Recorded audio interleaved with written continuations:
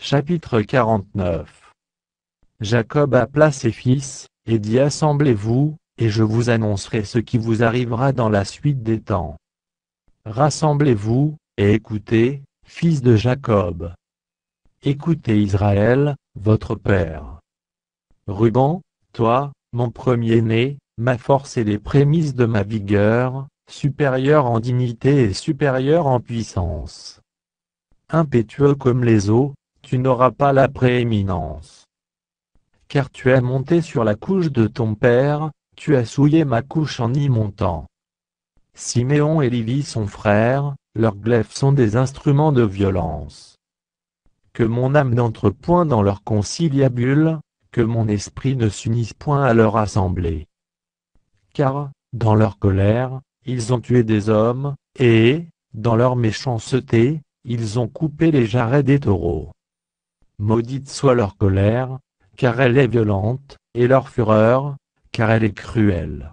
Je les séparerai dans Jacob, et je les disperserai dans Israël. Juda, tu recevras les hommages de tes frères, ta main sera sur la nuque de tes ennemis. Les fils de ton père se prosterneront devant toi. Juda est un jeune lion. Tu reviens du carnage, mon fils. Il ploie les genoux, il se couche comme un lion, comme une lionne qui le fera lever. Le sceptre ne s'éloignera point de Juda, ni le bâton souverain d'entre ses pieds, jusqu'à ce que vienne le Shilo, et que les peuples lui obéissent. Il attache à la vigne son âne, et au meilleur cep le petit de son ânesse, il lave dans le vin son vêtement, et dans le sang des raisins son manteau. Il a les yeux rouges de vin, et les dents blanches de lait.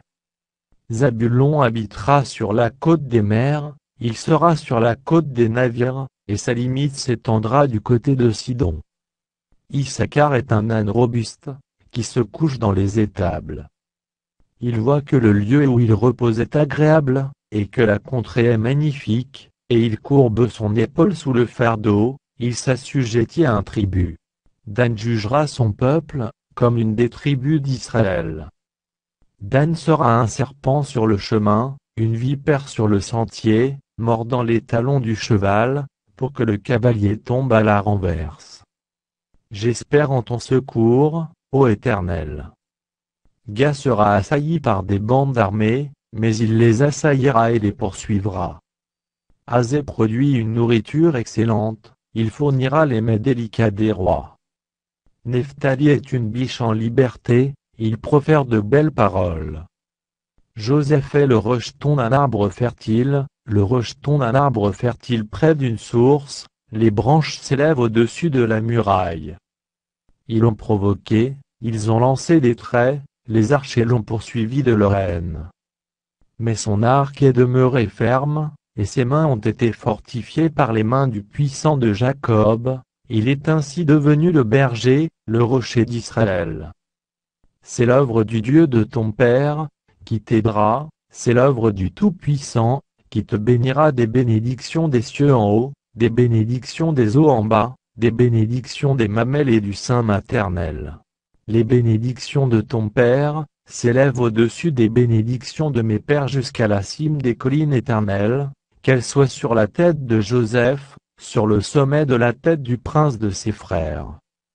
Benjamin est un loup qui déchire, le matin, il dévore la proie, et le soir, il partage le butin.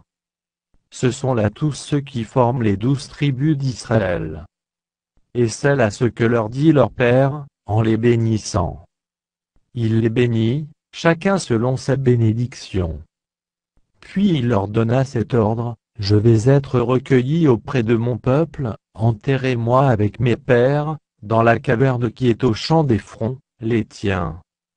Dans la caverne du champ de Macpéla, vis-à-vis de Morée, dans le pays de Canaan. C'est le champ qu'Abraham a acheté d'Éphron, les tiens, comme propriété sépulcrale.